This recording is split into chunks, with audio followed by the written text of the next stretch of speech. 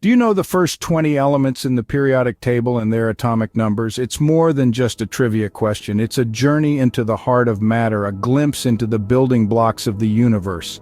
From hydrogen, the lightest element, to calcium, the key component of our bones, each element has a unique story to tell.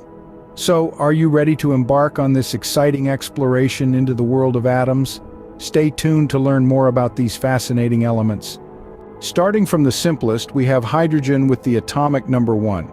Following hydrogen, we have helium, known for making our party balloons float, with an atomic number of 2. Then comes lithium at number 3, beryllium at number 4, and boron at 5. The sixth element is carbon, the basic building block of life.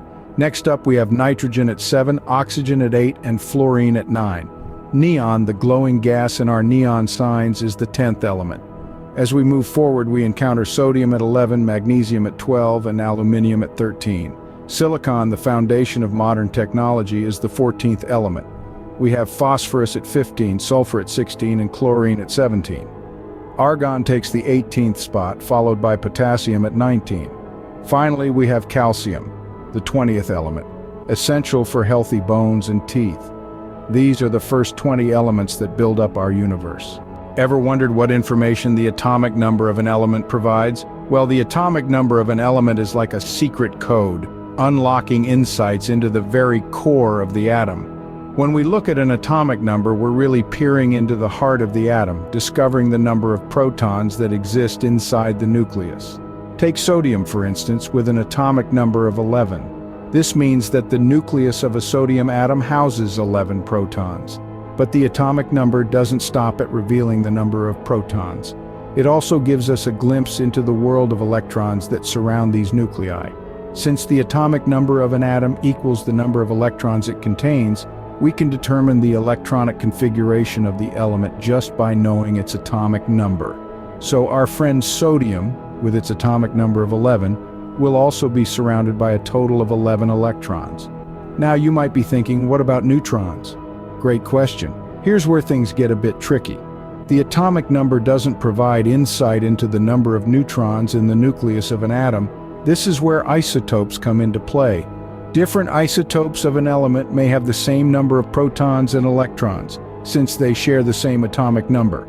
But they can have varying numbers of neutrons.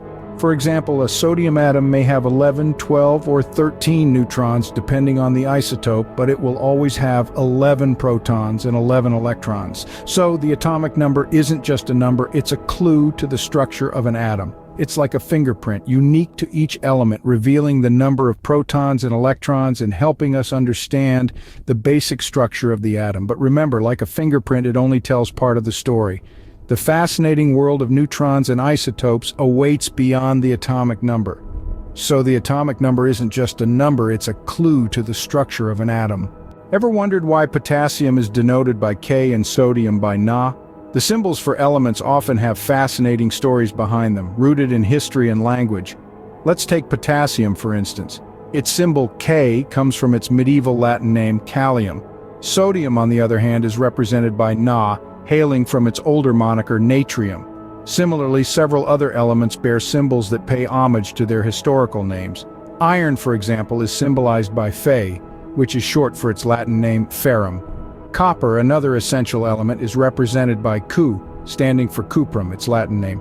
But it's not only Latin that has left its mark. The symbol for tungsten, W, harks back to its German name, wolfram. The symbols for silver, tin, antimony, gold, mercury, and lead also echo their roots in Latin. Ag for silver from argentum, Sen for tin from stannum, Spe for antimony from stibium, Al for gold from aurum, Heg for mercury from hydrogyrum, and Pb for lead from plumbum.